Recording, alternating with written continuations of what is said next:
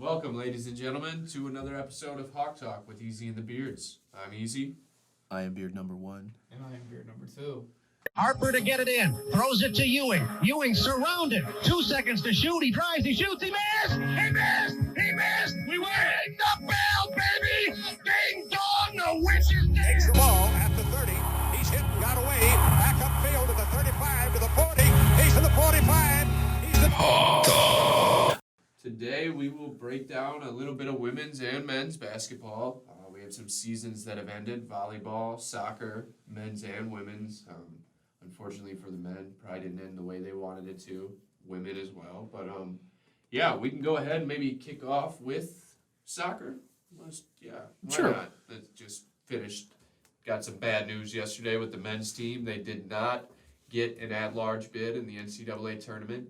They lost on a beautiful goal, obviously not the one they wanted, but in the conference championship, James Madison scored, with maybe 3 minutes left in the second overtime, and went ahead and pulled out that win. I know a lot of people were hoping UNCW would get an at-large bid. I think they deserved one for the type of season they had. They were ranked 20th, I believe, in the country at the time of the CAA championship game, so I mean, I think they had an opportunity to get in. Obviously, if they would have won, they would have been in, but, you win some, you lose some. Yeah, I mean, all in all, it was a good season. They finished 10-6-1 on the year. Kind of bucked the trend from the last few years and actually kind of got off to a slow start, which is really what kind of did them in at the end of the year.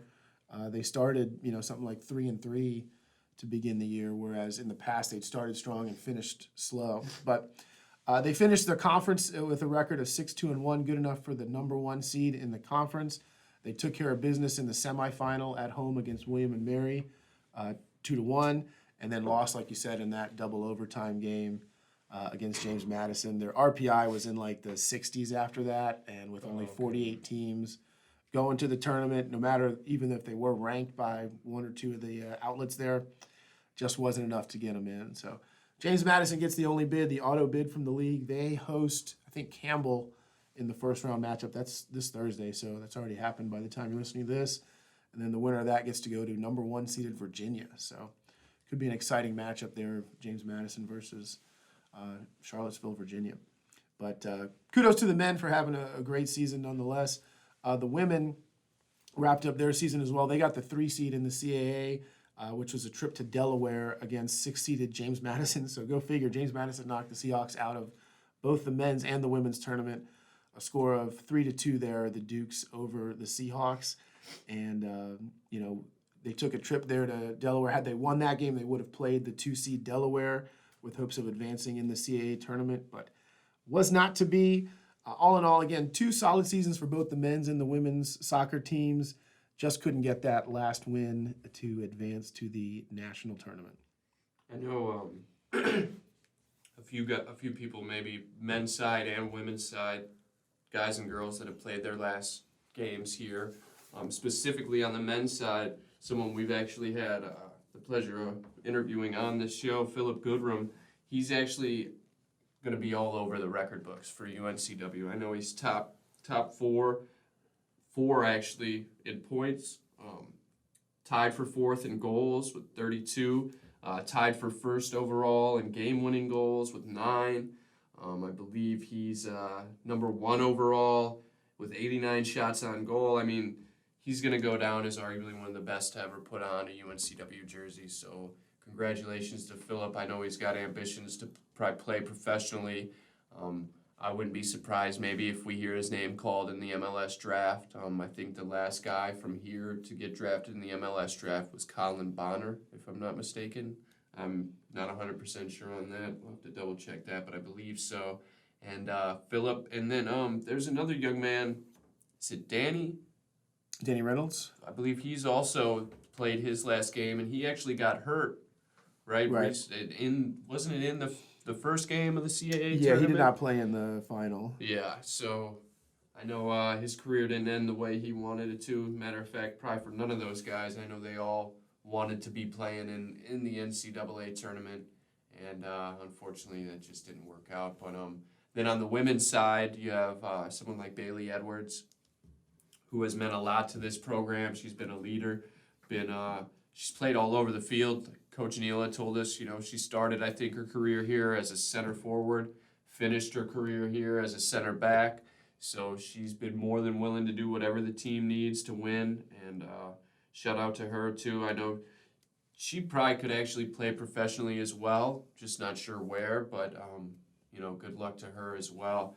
But overall, then, yeah, just a disappointing end to the season, but it is what it is. Yeah, I mean, if you had your choice, I guess you'd rather go out in the CAA tournament than not make the tournament at all. So for the women, that was different from last year. And for the men, geez, I mean, just a quality shot. Finally got a goal there for the Dukes. And all you can do is tip your cap. Really? You don't wear a cap in soccer, but if you were, you'd tip it. Yeah. Real quick, I'll touch on volleyball as well. They ended their season this week as well.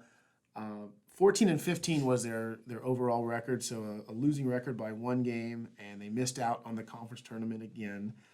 4-12 in the conference was their final conference record, so you can see they had a pretty solid start to the year, and then something about that conference play. It's a tough conference, no doubt about it, but just couldn't get their feet under them there in the conference, and another year without making the CA tournament. So like I was saying with soccer here, sometimes you have it's bitter to lose, no doubt, but you can kind of look back maybe a day or a week later and say, man, we still did accomplish a whole lot.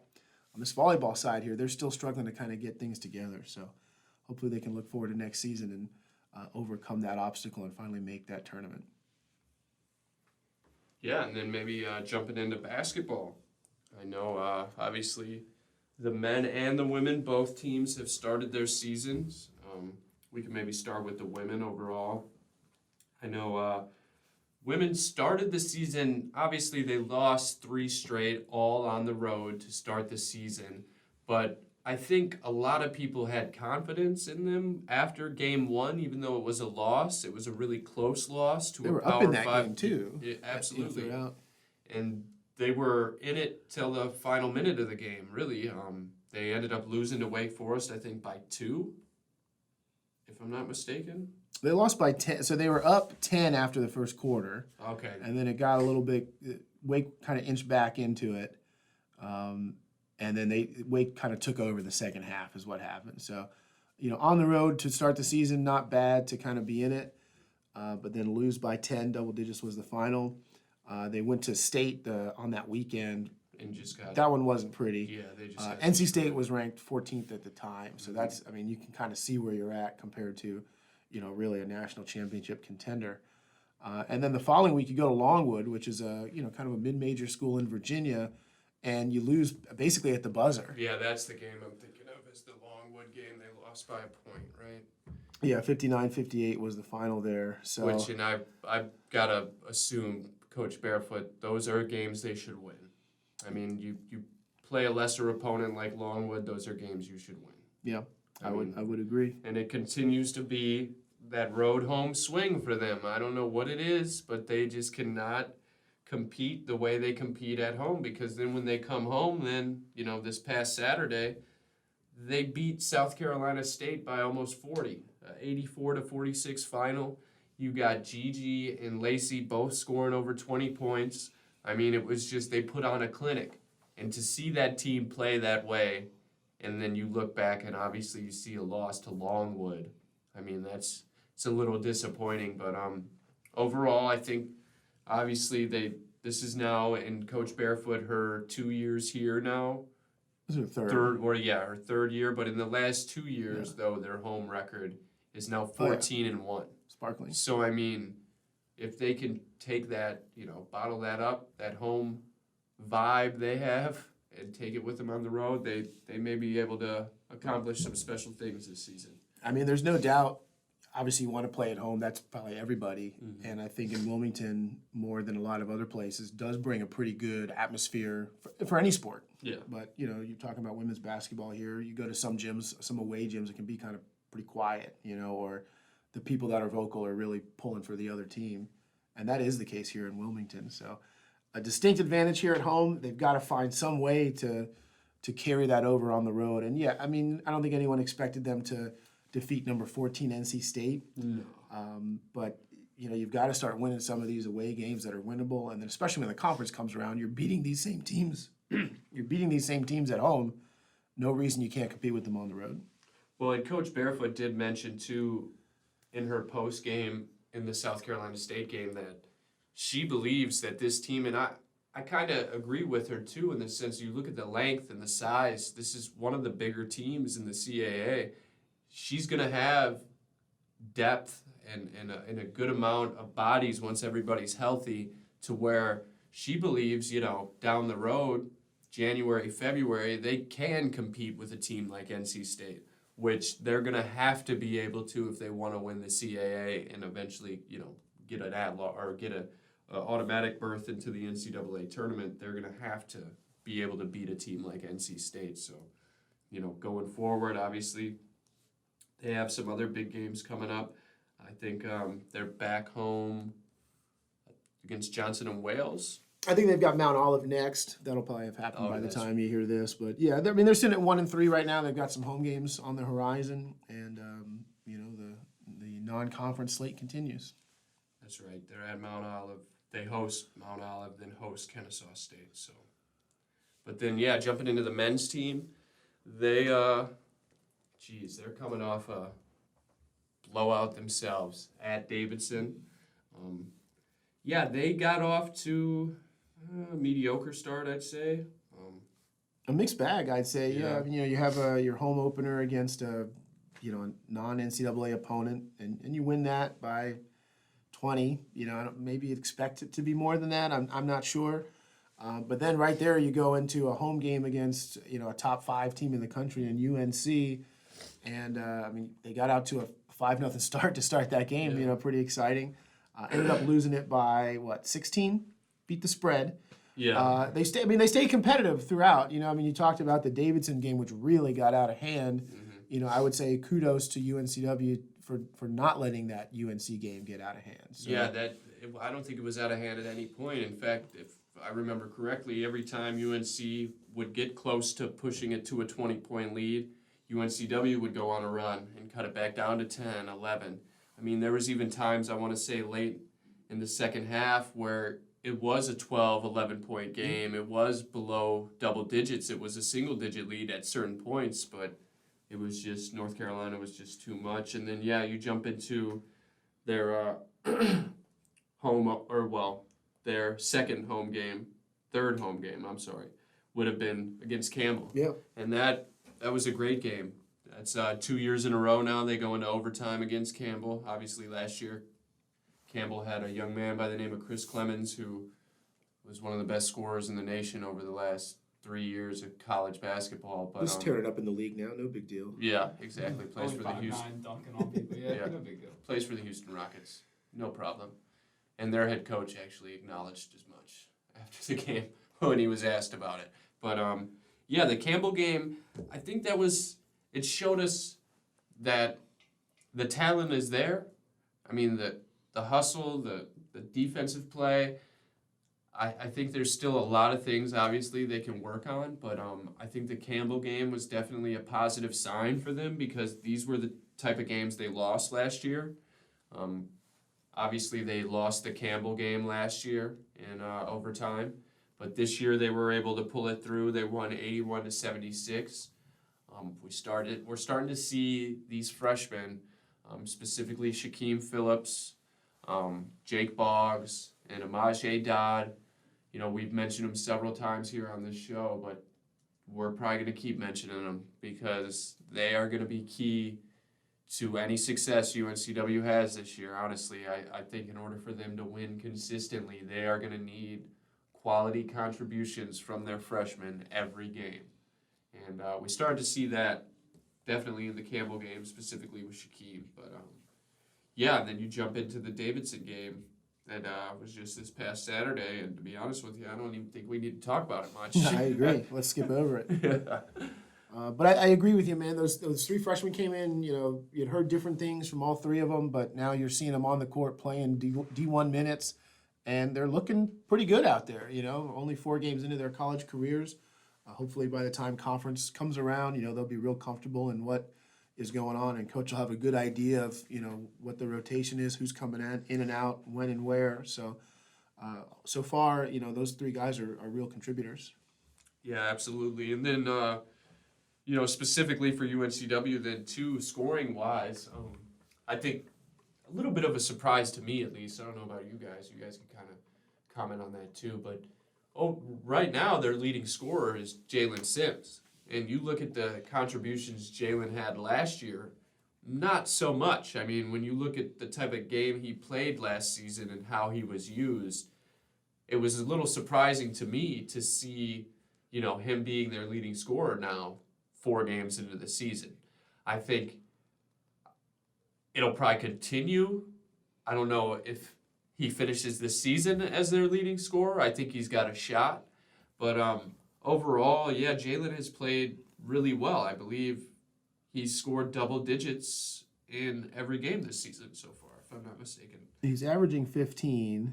Yeah, and, so I think his lowest output was 10. 12 against North Carolina. 12 against Carolina? Uh-huh. Okay. Yeah, so he's playing well. He's playing really well. So overall, I think, I just don't know. My only hesitation with that is I just don't see UNCW winning consistently against teams they have to beat when Jalen Sims is scoring 15 a game. I would say a little bit of a surprise, based on what he was doing last year, the role he was in last year. But, at some point, the guys that have been here and done that kind of have to lead the way. Yes. And it's funny to say that about a sophomore, but, there's only so many guys here. I mean, talk about maybe Jay Estime might be the elder statesman of the team. And, he's up there in scoring as well, 9.5 a game so far. But, there's only so many guys here with that experience and the comfort level, and Jalen Sims is definitely one of them. So you might be right. By the end of the season, it might be Shaheem that's putting up 20 a game or something like that. But for now, I think Jalen's leading the way, kind of having been here last year and leading the team into this season. Yeah, absolutely. And another guy that's had a positive contribution and they will need going forward is Martin Linson, the big German down low. He is going to be key for him as well. I mean, he's obviously the biggest guy on the team, I think. But, come CAA play and you start playing some of these bigger teams, Martin's going to be key for them going forward. So, would like to see him. His contribution has been there to start the season as well. They actually play tonight. They host Wesleyan. North Carolina Wesleyan, yes. So this is a game that the next time you hear from us, we should be talking about they won by 20. If that is not the case, then, unfortunately, it's just not a good sign. Yeah, they'll win the game. Yeah, they should win the game. We hope so. We I don't want to make it a lock yet. It's my stone cold lock of the week. Yeah. I wonder what the line is on that. UNCW minus 26.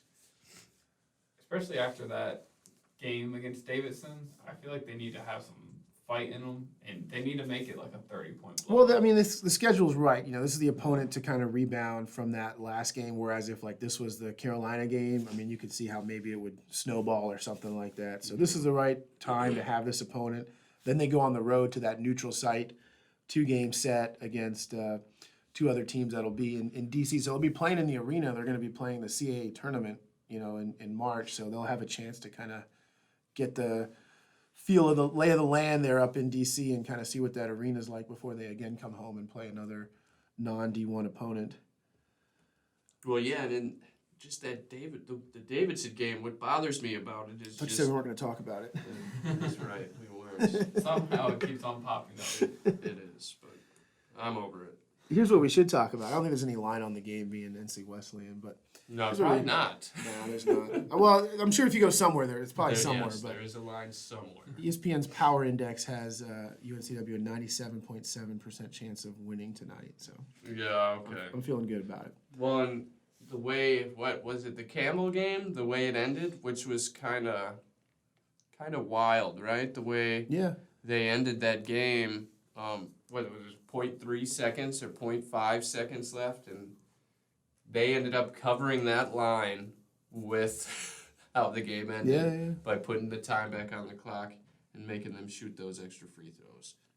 But other than that, yeah, overall, I think we've seen some positive, obviously some negative as well out of both the men's and women's teams. I think this next group of games, when you look at Wesleyan, Cleveland State, this is the perfect opportunity for North Carolina Wilmington to be on a winning streak heading into conference play, or at least start building something positive and something they can get behind and work towards once they start conference play. So, yeah, overall, what are they? 2-2. 2-2. 2-2. Yeah. So, I mean, that's 1 and not 2 bad. against D1 competition. Yes. So. Depends how you look at it. No, seriously though, I mean, those games, it's interesting because, it's sometimes better to schedule a non-D1 opponent because number one, you might get a home game out of it, and number two, no matter what happens, it doesn't really affect your RPI. Yeah. Whereas if you schedule, let's just say a quote unquote lesser D1 opponent, you don't know what's going to happen. You could lose. And then number two, even if you do win, sometimes it can hurt your RPI playing like a really low RPI team. So it's interesting. I feel bad sometimes going out there. The students get rowdy and all that kind of stuff. College student's a college student, but man, you're playing against some dudes that, I don't even know they offer scholarships at Johnson and Wales for basketball. So these are just some guys that are just like, hey, I love basketball. I want to put the time in. And then they come to Trask Coliseum and just get, completely, Beat up. Let's just leave it at that. So it's tough, but all you can focus. Obviously CB's trying to do the best for his team, and that's how it lays out this year. Yeah, well, and then you look at the end of November into early December that they have a big road trip, a West Coast road trip going to Boise, to Stanford. So you look at all these games leading up to that. Some tough stuff. Well, and there's no reason why this team can't be 6-2 heading to Boise State when you look at the next. Yep. 4 opponents are for sure. Wesleyan, Cleveland State, Florida International, and I've never even heard of Emory and Henry College. So, you look at that schedule before your West Coast trip, I think you have to be 6-2 heading to Boise State. And if not, then you've kind of underachieved. So, overall, though, we'll see how things go. But, yeah, I think we've seen some positive things from the freshmen, like we already mentioned. But, yeah, Jake Boggs too specifically. He's had Boggs can dunk. Yeah, he's had a couple highlight dunks to start the season. So and rebound, more importantly, probably. That too. And if you haven't been out to a game yet, obviously you're gonna hear this after the game tonight. But you can come out. Like I said, to the Cleveland State game is the 22nd, so you may be hearing this. Yeah, that's this weekend, so you probably may not hear it. That's up in D.C., but then on Tuesday will be that Emory game. Oh, yeah, that's right. The Cleveland State game is in D.C. That's part of, and Florida International. Both are in D.C. So the next home game will be November 26th. Emory and Henry College, come on out. And then for the women, their next home game is... I think Mount Olive might be this week. So, yeah, you'll probably hear this by the time that game has already been played, but which I believe is, Mount Olive is Wednesday tomorrow, so you'll be hearing this Friday. That game will already have been played, but make it out Saturday, 2 p.m. start. They host Kennesaw State. So if you're hearing this on Friday, come on out the next day, Saturday, and watch the women's team. It's always a good... It's always a good atmosphere with the women's games, for sure. Men, too. So come on out if you have the opportunity to do so. But, that's pretty much it for this episode. Stay tuned. Yes, it's been real. We're going on break soon, so you may hear an interview with, I believe we may release a very special guest. But, thanks for joining us. This has been another great episode of Hawktalk with Easy and the Beards. Thank you. Let me end it with shout out to the 120-something subscribers we have. I just was recently given that information, so thank you, all the listeners. We appreciate it. Yeah, tell your friends, too. We appreciate it. Thank you. Today we have a special guest. Every guest is very special. But head coach of the UNCW women's soccer team, head coach Neal. He's actually a Wilmingtonian. Is that That's how you say right, it? yeah. Wilmingtonian. He's from the area, knows a lot about the area, and was brought home here last year. I believe it was year 1 under head coach Neal. And we welcome him today. Glad to have you. Thanks for having me. I'll grow my beard out more next time, so Beard number 3. Yeah, don't feel left out. I'll be number 3, yeah. we get everybody says that. I'm on the way. I can't grow one, so we'll keep it as it is. That's why you're easy. Yes, exactly. But yeah, welcome. Thanks for coming. Yeah, we can go ahead and maybe jump in. I know you're from the area. Maybe we can kind of start there and go from there. Born and raised, lived in a variety of places all over New Hanover County. Went to New Hanover High School, played soccer there. Played on the very first competitive travel soccer team out of Wilmington. We were the 72 Wilmington United, so there I just aged myself. But yeah, just very lucky to be right place, right time. I attended UNC Wilmington. I had a couple of knee injuries coming out of New Hanover High School that I had a choice to make. And the coach at the time, Keith Camage, Jackie Blackmore was actually the coach when I entered UNCW, and then that coaching changed to Keith Camage. And he gave me a couple of options. He told me I could give it a run, but that I probably wouldn't play on the team. But he said, we're starting a women's team next year. Would you be interested in being a student assistant? And I was 19 years old at the time. I had no idea I was a business major, which I ended up changing. But I was right place, right time, and I just got a very lucky break starting in college coaching and fell in love with it and stumbled into a career that I absolutely love. Just one of those crazy life moments where you're in the right place, right time, and things go your way, and you end up loving it. Pretty cool that all happened in Wilmington, no less. Had you thought, when you were in high school at your prime, wanting to play in college professionally, stuff like that? Honestly, I didn't know what was going on in high school, quite frankly. I was just there to play sports. And sports probably kept me out of a whole lot of trouble growing up. I really didn't have an idea of what I wanted to do. I received advice from family members that said, hey, be a business major. So I was a business major. My first class out of the gates at UNCW was calculus at 8 a.m. Monday, Wednesday, Friday. And I'm going to tell you, it did not go well. It's not business. So It is now. coaching actually, once I caught that bug and got that opportunity, I ended up being a political science major, which has served me more in coaching than I ever anticipated. My goal was simply to get out of UNCW with a degree, go get a master's degree, because back then you needed a master's degree to be a head coach. It was kind of a requirement. That's changed a little bit now. But political science got me out of UNCW as fast as possible. I also tacked on a minor in Spanish. But the political science taught me the art of debate and how to dot your I's and cross your T's when you're in conversation. And that served me very, very well in the athletic world. So, again, just a random path I took to get where I'm at, but it's amazing that it's come full circle and that I'm back in Wilmington being provided this opportunity. Yeah, so you ended up, was that either the first year of the women's program or kind of in the second year there? I joined as a student assistant. I coached, actually, there used to be a club team here. The club team was in existence prior to the varsity team starting. So the first year in 94, I coached the club team, or 93 and 94. And then in the fall of 95, I was a student assistant for the women's team. And I graduated in December 95. And that was their first year in the NCAA? That was technically their second year? season Right. in competition, I believe. So what was that like being part of kind of building something from scratch? I know recently here, I just think of the volleyball team, the sand volleyball team starting a program like that. What was that experience like, and what kind of some of the grind that goes into creating that?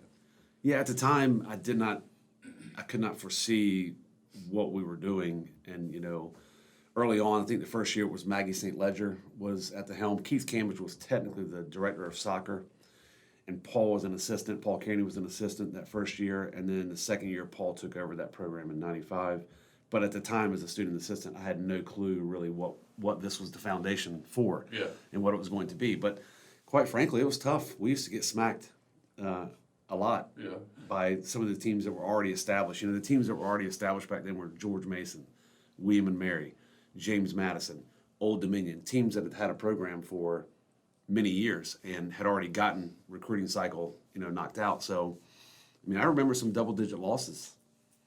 Oh, wow, And if yeah. you're competitive by nature, that is not fun. No. Okay.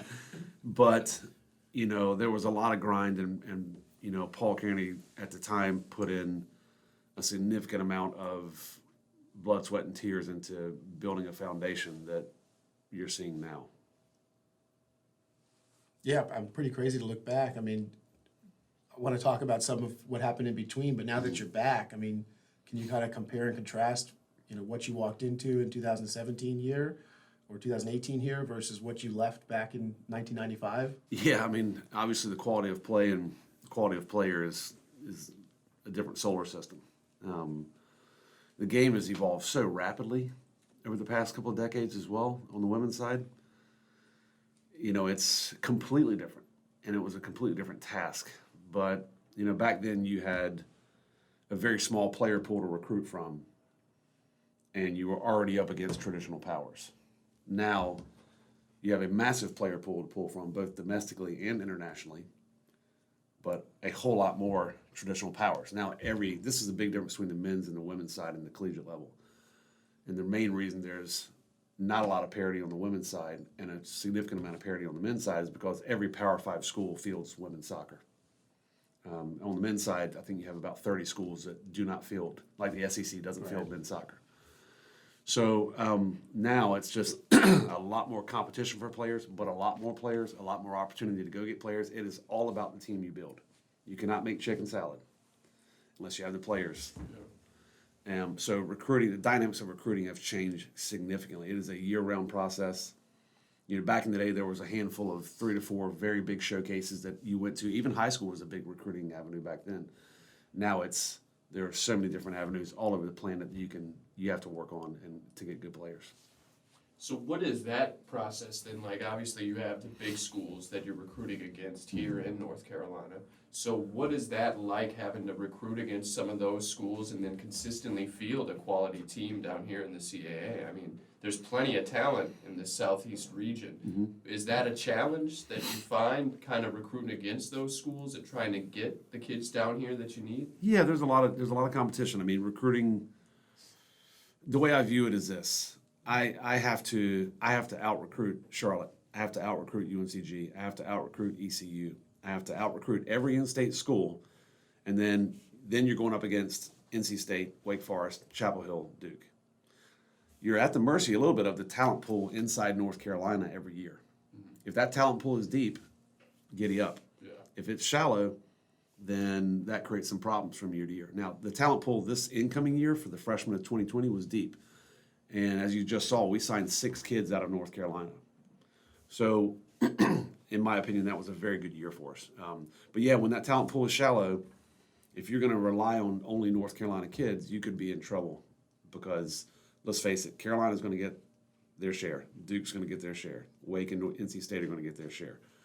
So you have to spread your wings. And like I alluded to earlier, the international talent pool is expanding rapidly, especially in Europe.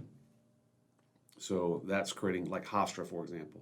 Hofstra, I believe, has 13 internationals on their roster. Hofstra University also offers a lot of academic money to these internationals. So it's easier for him to recruit these kids and also spend less athletic dollars on them to get them to come. But they also have a direct flight from New York City to a lot of places in Europe. So he's taking advantage of that international talent pool. And that's something it won't be our main bloodline moving forward, but it has to be a piece of the puzzle. Right now, we've only got one international, if you count. And Jordan Fabry is an international. He's a freshman, Canadian. But even though Sydney plays for Jamaica, Sydney's not an international. Yeah.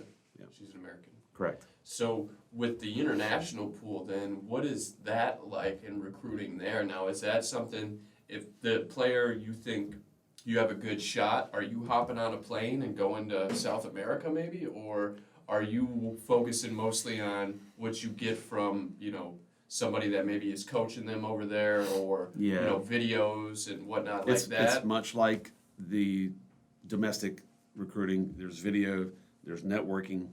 What you don't want to do is hop on a plane, spend all those resources on a treasure hunt. Yeah. Because you could be wasting a lot of money. So there's basically agents, whatever you want to call them, handlers that work within NCAA rules, Germany, England, every country over there. And you communicate, you watch video. Obviously, a kid's resume, if she's on a national team, a youth national team out of Germany or England, you're guaranteed a certain quality of product. Then it's just a matter of, is the kid healthy? Have there been any issues? What's she looking for? But, we still compete against the big dogs for those players, too. It's not like that's a hidden gem. It just expands the competition a little bit. What about the domestic players that are out of state? That recently changed back, where those scholarships, I think, are now in-state scholarships. Is that true?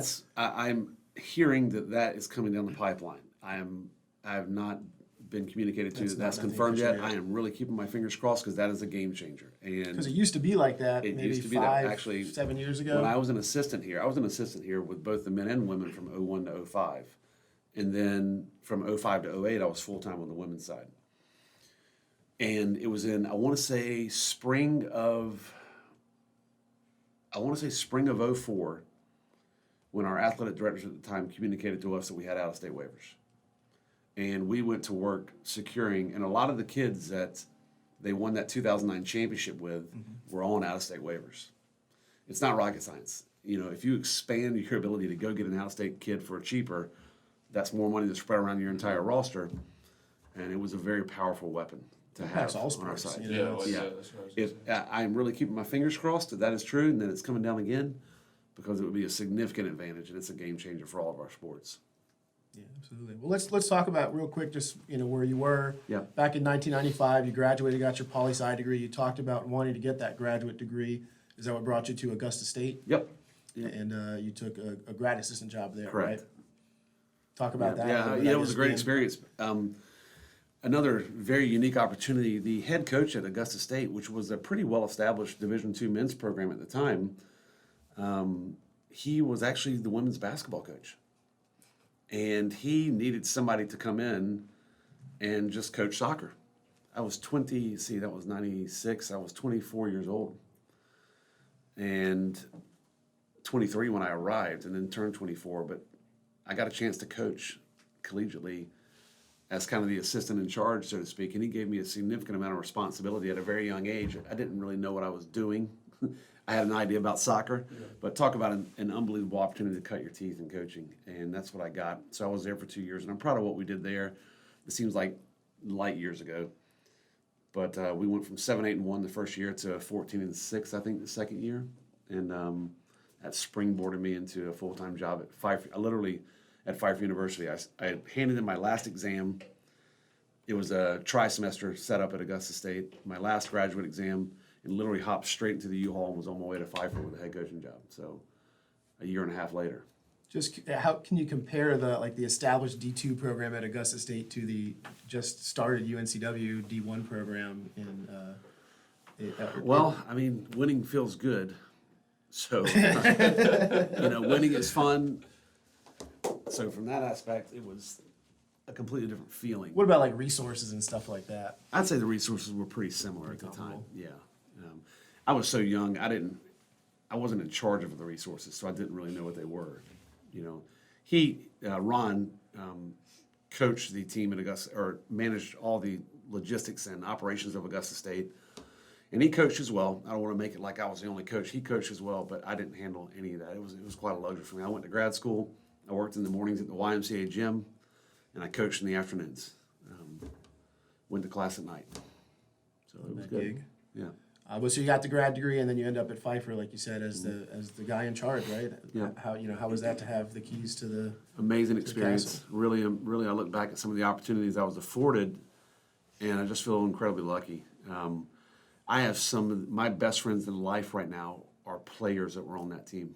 So I went from this 25-year-old head coach to, coaching these kids and guys. Some of them actually were older than me. That's what I was just going to say. So I would think some of those guys were real close in age. Yeah, we had 13 different countries represented on that team, and it was quite a, we had all the flags represented in the locker room at Pfeiffer. I mean, just off the top of my head, we had Bolivia, we had Argentina, we had Switzerland, Northern Ireland, England, Sweden, Burkina Faso, Zimbabwe. I mean, it was crazy how many internationals we had on the team, and I really did a lot of heavy recruiting at the junior college level. We had quite a few junior college All-Americans on our team. But I look back at that experience, and I was a players coach at that time. I was one of them, and I was probably an administrative nightmare at the time because I was this bull in a china shop of a 25-year-old and just wanted to win games, and it was just a priceless experience to be in charge of my own team and also being at that age. And to this day, I still text and call a handful of those players that are in my tight-knit friend group. So for me, it was priceless. And so you're there for 3 years? I was there for 3 seasons, yeah. We And won a lot then- of games. And What made you come back to Wilmington then? well, at the time, I was, quite frankly, I was 27, and I was living in Meisenheimer, North Carolina. And I just was at a point in life where I needed to do something different. I had 3 great seasons at Pfeiffer. We won a lot of games. The last year, we won 13 games that year. We lost in a conference final in penalties. Maybe the depression of that sent me packing. I don't know, but I needed to do something different professionally. And the Cape Fear Soccer Association, which I grew up coaching in at the time, started a new position, a new director of coaching position. And I applied for it and ended up getting hired by the club that I grew up playing in.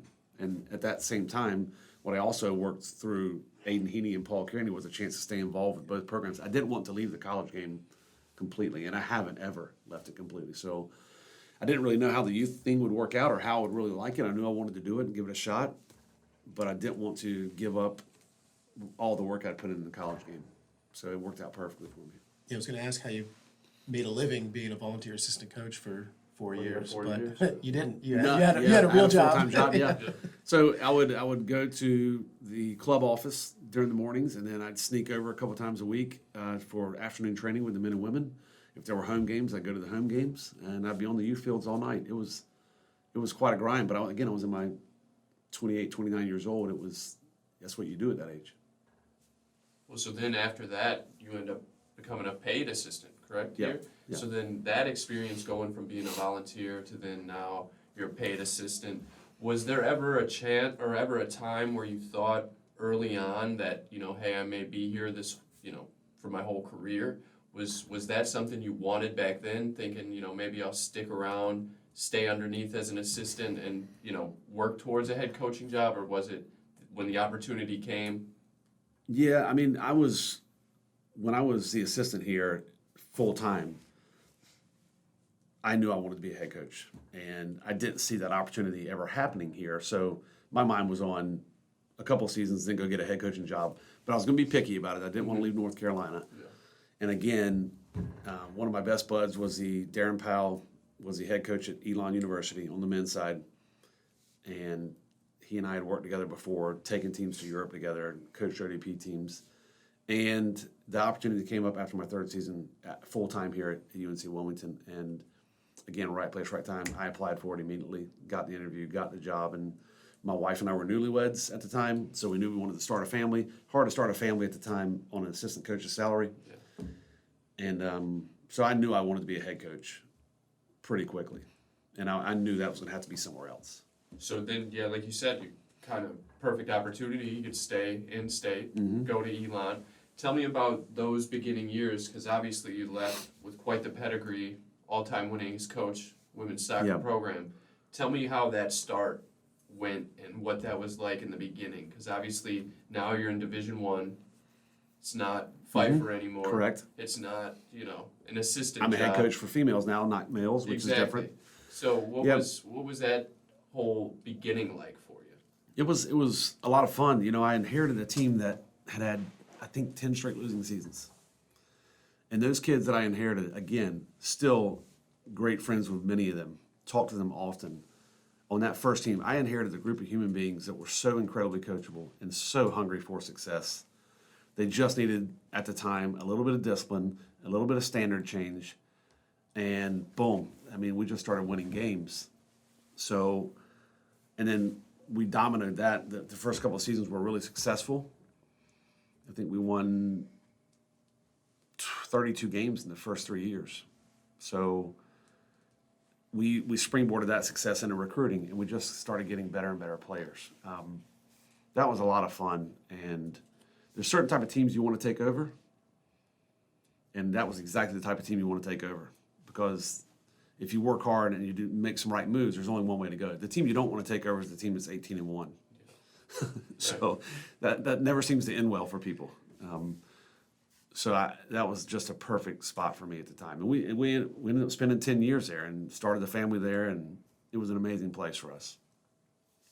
And then, so, you kind of went from there to here, but in between, there was a chance there you were going to Arkansas. I went to Arkansas. You were Yep. in Arkansas, right? So what, I mean, you were there for a short period of time and then ended up here under Yep. the circumstances. What led you to finally leave Elon? And then, of course, I think we can probably answer the question why you came here, but just talk about that brief little period Yeah, there. there was a variety of factors that I had a good friend who was the head coach at Arkansas, and he'd been there about 4 or 5 years, and he and I had Colby Hale, and they won the SEC this year. They played in 4 back-to-back SEC championship matches. So I kind of saw what he was building, and we had communications, and we had always kind of sniffed around the idea of me going and joining him, but it was never the right time. Young kids at Elon, winning games, and then a variety of things happened. We went through some tough times. That transition from the Southern Conference to the Colonial was harsh. We went from a Southern Conference championship and from perennial contenders in that league, which there's 30 different leagues, so a lot of people don't understand how different leagues can be, into arguably, you got thrust arguably into the top mid-major league, which was the CAA. And I'm telling you, in 2014 and 15 and 16, those are the absolute best years this league has ever seen. So not only did we get thrust into this immensely powerful, more powerful league, it was at its finest when it happened. We had a kid on the team who was like a daughter to me, Nicole Dinion, who was Southern Conference Player of the Year, who died of cancer during that transition. We had a couple of other key players go down to injury straight through the spine of our team. So this perfect storm of elements, we went into the CAA. It was a difficult transition, and we did it without our best players. And those were some rough years. They really were. We continued to win out of conference the way we normally did against the usual suspects, but we were up against it with James Madison, William & Mary, Hofstra, Northeastern at the time was unbelievable. So I think it gave me a different outlook on things, and it was a humbling experience, and it forced me to kind of think about what I wanted. My kids also started aging and got past the toddler stage, and then now they're a little bit more grown, and the move was potentially there.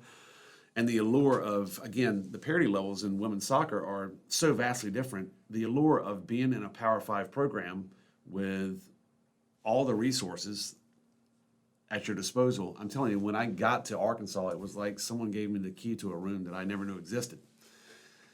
And it was fun. I mean, you fly to Europe on a whim to see one player and without even worrying about the budget. And so there was a lot of variables, and it was just a right time for me. And Elon had been good, but I felt like it was time to get out there and do something different. And so I left Elon in January of 2018. And I was there for 6 months. And pretty early on, I want to say it was just a couple of weeks into that move to Arkansas, we received bad news here in Wilmington. My stepfather, who was my mother's caregiver, she's a severe dementia patient, and he was diagnosed with bone and bladder cancer. And so my wife and I are out in Arkansas now trying to figure out how we're going to manage this. And it was difficult, to say the least. And I don't want to say that, but I'll tell you this. I received a phone call from Jimmy Bass in late June. I was out in California recruiting for Arkansas. And he was very upfront, and he said, "Are you interested in, potentially being our head coach?" And that phone call to me at the time, when I was staring down the barrel of this family situation in Wilmington, was almost divine. I mean, it was like, holy cow. So I initially told him, I said, "Hey, I need to talk to my wife. I just dragged her to Arkansas with the kids, and she's the boss, and I'll get back to you." And we had a discussion with her, and she said, "You have to. You just have to." So it's crazy how you guys are young enough. It might not have happened to you yet, but life's going to take you in some areas and directions that you will never predict. And it's crazy how things work out sometimes. True indeed. Yeah. But I've enjoyed every step of my coaching ladder and path. I wouldn't call it a ladder because I think there's been some lateral moves along the way, but every place I was at helped me grow in a certain way. I met people that I'm still great friends with and led me to where I'm at now. So I think I'm where I'm supposed to be. So outside, obviously, you had the family that you had to come back to here in Wilmington at that time. But when you get that call from Jimmy Bass and he offers you the opportunity to come here and be the head coach, what the first thing that goes through your mind in that situation? Obviously, you're from here, your family's here. Mm-hmm. You wanted to be back here, I would think. Yeah. What was that first feeling like? Thinking like, okay, I can go back to my hometown and be the head coach. Of the women's soccer team. It was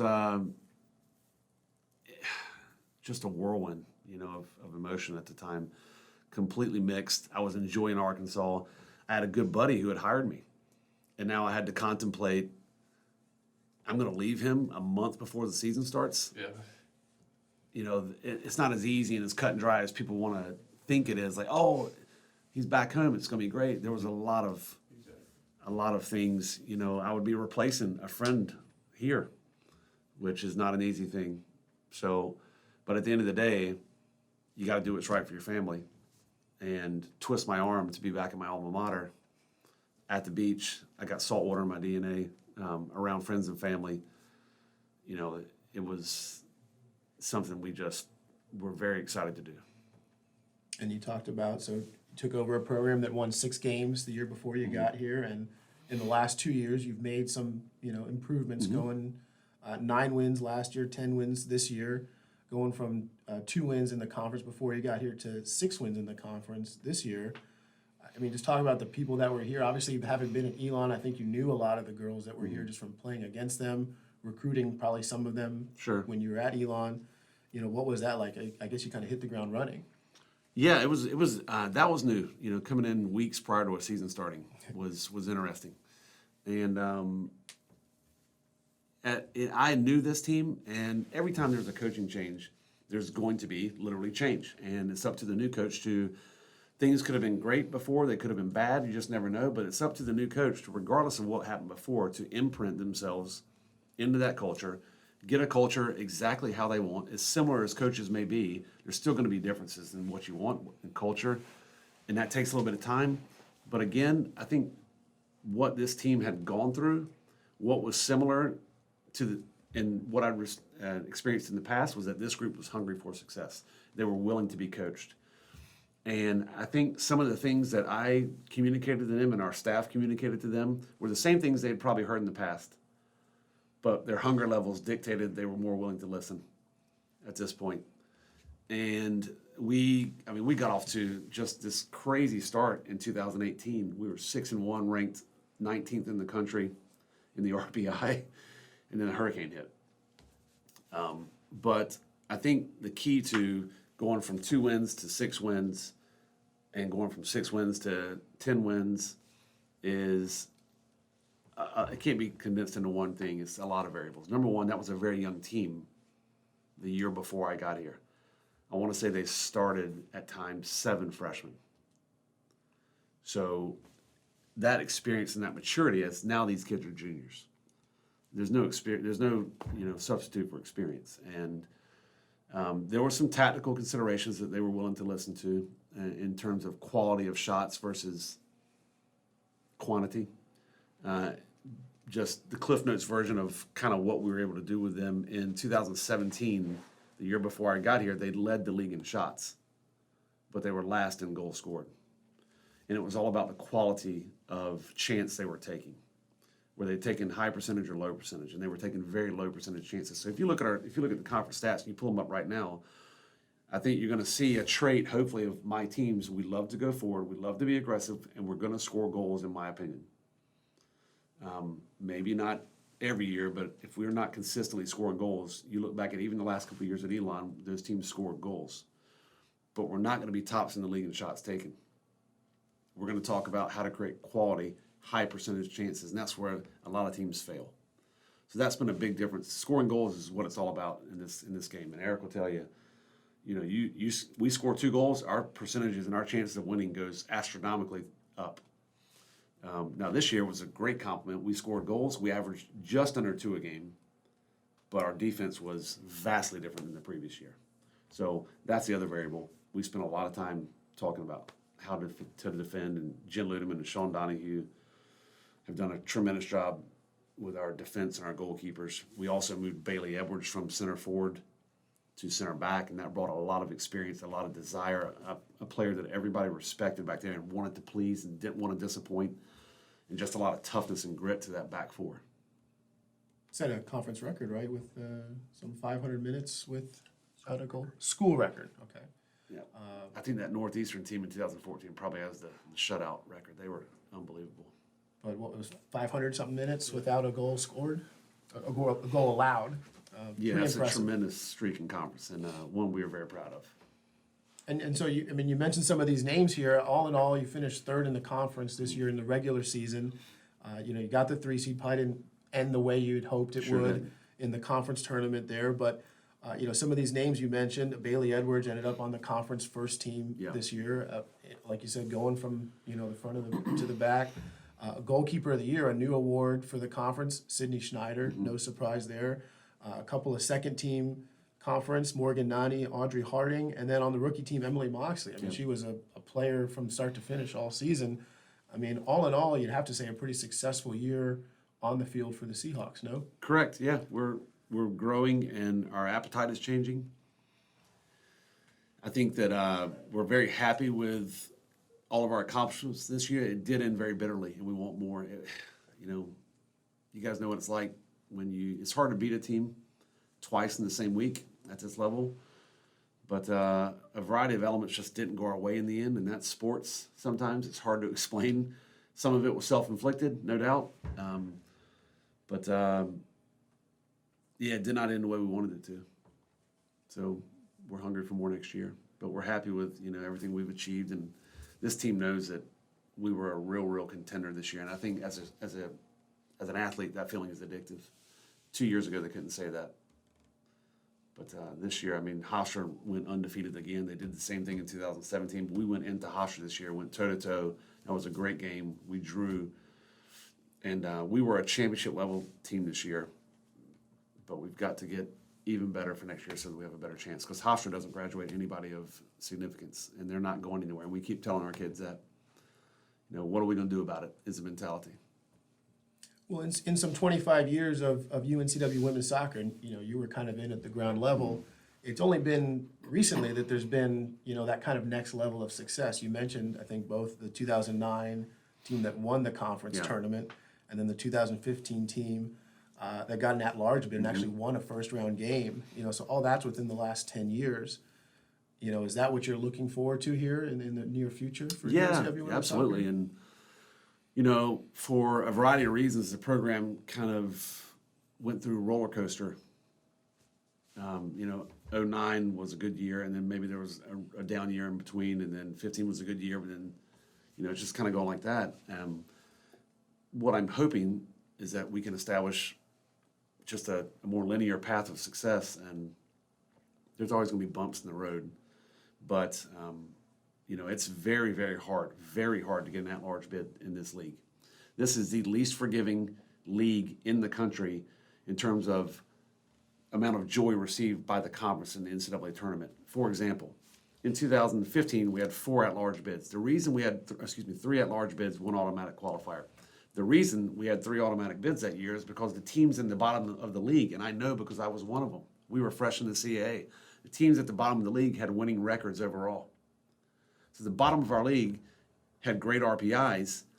That's why we ended up with such a large RPI that year and such a good RPI, and teams got at-large bids. If the bottom of your league has 4 and 12, 3 and 13, you'd have no chance of getting an at-large bid out of this league. So here's what I mean by least forgiving. Hofstra in 2018 won the tournament. They were the 3rd seed out of the CAA, technically, but they won the tournament. Only one team made the NCAA tournament. They draw the 4th seeded team out of the ACC, which is what most people consider the most powerful league in the country. So they have to get on the road, first round of the NCAA tournament, 3rd team in the CAA against the 4th team in the ACC, and Hofstra beats Boston College 4-1 at Boston College. But we're only a one-bid league. And meanwhile, that year, the ACC got 9 teams. It is crazy how hard it is to make the NCAA tournament at an at-large bid in this league. It's not right. I look at the NCAA tournament right now, and I go, I could tell you 10 teams that I feel comfortable we would beat right now that are in the NCAA tournament. But the bottom end of our league, no matter who that is, on any given year, has to take care of business out of conference, and you have to win games. It doesn't really matter who you play, you just got to win games. And we don't have any control over that. If you're in, the top half of the league doesn't have any control over that. So that's the key. And this is a very tough level of play in this league. It's also very unforgiving in that respect. It's kind of what we saw with the men's team this year, kind of, right? I mean, really close. Yeah, that's a. Could have got it at large. Should have. I mean, think about it. You're ranked in the top 25, but you Yeah. don't get in that large bid. Yeah, that's Hey, that's harsh. Is there too much put on the RPI, do you think, in that situation? I think that it is. It's an equation that can be manipulated, and a lot of it you don't have control over. For example, the men's team this year, when they put together that schedule, they were anticipating many of those teams to do much better. VCU, Old Dominion, a variety of conference teams. But there were some teams in their non-conference segment that were supposed to have better years and did not. And ultimately that affects UNCW's RPI. And UNCW has no control over that. So I think we'd be a little remiss if we didn't mention, obviously, what happened with Sydney Schneider over the summer, her Yep. playing with the Jamaican national team and playing in the World Cup. Now, for you, I gotta imagine it's kind of probably like a proud father feeling watching her play in the World Cup and seeing her have success as well. Obviously, your team didn't have the type of success I know they would probably want, but her individually, she played well. But from your standpoint and then from the university standpoint, I know there's got to be kind of some tangible things that have positive things that have come from that. And what have you seen that kind of now you look at that and then look at where she's going now forward as a player and you guys as a team? What did that really mean for you guys as a whole? Well, I was definitely a proud coach, as was Jen and Sean. Sean works the majority of the time with Sydney and our goalkeepers. And all of her teammates were just immensely proud of her. But, it's good publicity. Yeah. Simply put, it's good for recruiting. It gets your name out there in a positive light. And in that Brazil game, she played out of her mind. I mean, it was, again, her Instagram followers went from like 2K to 45K or something stupid in a couple of days. And that's what it does for you, and the same phenomenon she experienced on social media, it's happening to our team, in the university as well. So it's good publicity, and just what a unique opportunity for her to compete with Jamaica in a World Cup. And the team didn't win a game, but I don't think anybody would say they were unsuccessful. They competed for a small island nation. They competed immensely well, and I think they gained a lot of fans as well, and outside in the U.S. that are now Jamaica fans as well after watching them play. But what an experience for her. I don't think she's probably completely absorbed it at this point at her age. She will when she's older in life. We have big plans for Sid. I think she's got a tremendous ceiling. She's a freak of an athlete. I mean, just tall, range, instincts, flexibility, and she's got a very, very high ceiling, and we hope to see her playing professionally when she graduates here. I believe so. Yeah, that's awesome. She'll be a senior next year, right? She will be. And so, looking forward to next year here. We're sitting at the middle or end of November. What's the next, just briefly, kind of 6 months look like for you, for the women's team? What are they going through in the off season? I know you have kind of an off season spring schedule, right? Yeah. Well, we're checking a lot of boxes, hopefully, now moving forward. Number one, the kids need a break. It is a very fast 4-month grind. So they need separation from me. I need separation from them a little bit. We let our strength staff take over. We let them go out and play pickup on their own. You just have to have healthy time away. And for them, they're focusing on academics down the stretch this first semester. So right now their calendar looks like they're playing pickup a couple days a week. We also lost 3 captains to graduation. So this is a very critical time where they have to get out on their own and start figuring out what they're going to do with that leadership void. who's going to make decisions now? Who's going to put air in the balls? Who's going to organize things? You know, we need more leadership to be cultivated in that void of Lauren, Ashley, and Bailey, who are tremendous captains for us this year. So they're playing pickup twice a week. They're strength and conditioning a couple times a week, and they're focusing on academics.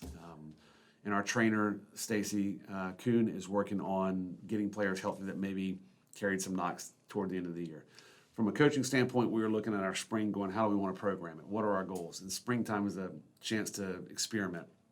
I think we're going to experiment with some different shapes. I think one thing that is very important to us, we have not changed attacking shape in 2 years. The only time we ever changed our shape was once at the end of the season in 2018. So I think we need to become tactically a little more flexible. We need to increase the soccer IQ and the comfort of our team saying, hey, we need to go to a 3-5-2 here. We need to go to a 4-3-3. Let's try 3 backs and see how it works. So I think we're going to have some fun experiment with shape this spring. Players that didn't get to play a lot of minutes also get their chance to play significant minutes, hopefully, show out. We will still maintain fitness. I think that's a standard that we went about changing here, is understanding there's a year-round responsibility to fitness. As a Division I athlete, we're always recruiting. You know, it's all about the players. And if you don't have the horses to run this race in the CAA, you're not going to be successful. The team that gets off the bus with the best players is going to win most of the time. So we have to go recruit. And I tell the players constantly, part of my job is to make you a better player. And so another part of it is to out-recruit you. And your job is to make sure I don't out-recruit you. Mm-hmm. And that's what we're doing. We're out, beating every bush to try and find good players. So it's going to be heavy recruiting, a lot of time on the road. So that's kind of what the next 6 months looks like. And the incoming freshmen, they don't really get here till the summer, though, right? Do they miss 5 that of them will spring? not. We have one early admit. Kara Mills out of the NC Fusion. Very athletic, super fierce competitor, left footer coming in from the NC Fusion. Her club director, John Pardini, was my assistant coach at Elon University. He's now the ECNL director there. We've been able to maximize that contact. We actually have 3 NC Fusion kids out of the Greensboro area coming in to play for us this fall, but Kara will be here as an early admit. But to those other freshmen that come in when you're playing a fall sport that starts in August, you're kind of just right into the fire. Yeah, you better come in shape or the season will leave you quickly. It's a very different season to a lot of NCAA sports as well. I think it's one of the shortest. You play 2 games a week and you start the ground running. And if you're not in shape, it is what it is. Yeah. Nobody's sitting on the bench. Yeah. Well, you got to outperform somebody, and if you're not in shape, you can't do that. When you talk about those RPIs, if you lose some of those early games, I mean, that could be your season right there. You're right. Set you back, yeah. Yep, that's right.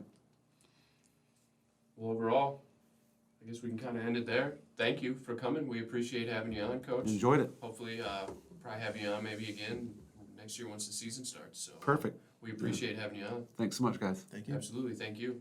This was another episode of Hawktalk with Easy and the Beards. Thank you.